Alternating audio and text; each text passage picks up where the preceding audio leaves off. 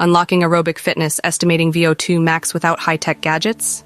VO2 max, or maximal oxygen consumption, represents the maximum amount of oxygen an individual can utilize during intense or maximal exercise. It is a crucial indicator of cardiovascular fitness and aerobic endurance, providing insights into the capacity of an individual's heart, lungs, and blood to deliver oxygen to the muscles during sustained physical activity. While advanced sports watches and specialized equipment can precisely measure VO2 max, there are alternative methods to define or estimate this value without relying on such technology. These alternatives include field tests, equations, and physiological indicators that can offer a reasonably accurate understanding of an individual's aerobic capacity. Field tests. Several field tests have been developed to estimate VO2 max without the need for advanced equipment. These tests are accessible and can be performed with minimal resources, making them ideal for athletes, coaches, and fitness enthusiasts who do not have access to specialized tools. The Cooper test, developed by Dr. Kenneth H. Cooper in 1968 for U.S. military use, this test involves running as far as possible within 12 minutes. The distance covered is then used in a formula to estimate VO2 max. Despite its simplicity, the Cooper test has been validated and widely used. The bleep test, or beep test. This involves running back and forth on a 20-meter track in time with a series of beeps that get progressively faster. The level achieved before failing to keep up with the beeps is used to estimate VO2 max. This test is particularly popular in schools and sports teams. The 1.5-mile run test. This test requires the participant to cover 1.5 miles, 2.4 kilometers, as quickly as possible. The time taken to complete the distance is then used with specific formulas to estimate VO2 max. The step test, involving stepping up and down on a bench of a specified height at a set pace for a certain duration. The step test's completion heart rate is used in a formula to estimate VO2 max. Equations and calculations.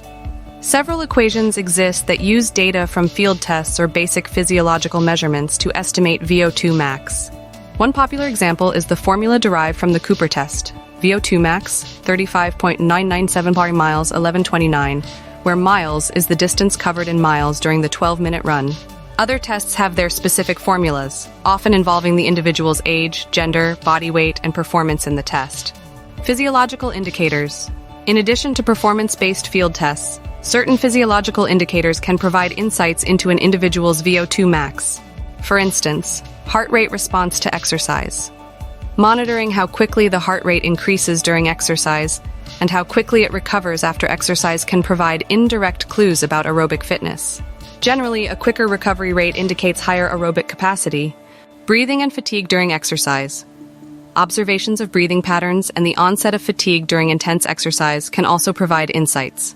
Individuals with higher VO2 max levels tend to exhibit delayed fatigue and more efficient breathing under stress. Incorporating field tests into training.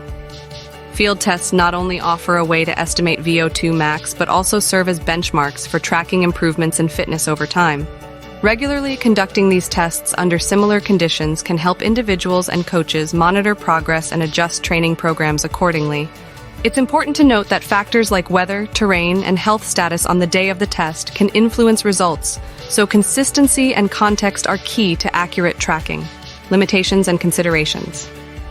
While these methods provide valuable alternatives to measuring VO2 max without advanced sports watches or laboratory equipment, they come with limitations. Field tests and equations can offer estimates rather than precise measurements, and factors such as motivation, technique, and environmental conditions can affect test outcomes. Therefore, results should be interpreted with these limitations in mind, considering them as part of a broader assessment of fitness rather than definitive measurements. Conclusion: defining VO2 max without advanced sports watches or specialized equipment is entirely feasible through a combination of field tests, equations, and an understanding of physiological indicators. These methods provide valuable tools for estimating aerobic capacity, guiding training programs, and monitoring fitness progress over time. While acknowledging their limitations, these approaches offer accessible means for athletes, coaches, and fitness enthusiasts to gain insights into cardiovascular fitness and endurance, supporting the pursuit of health and performance goals without the need for high-tech gadgets.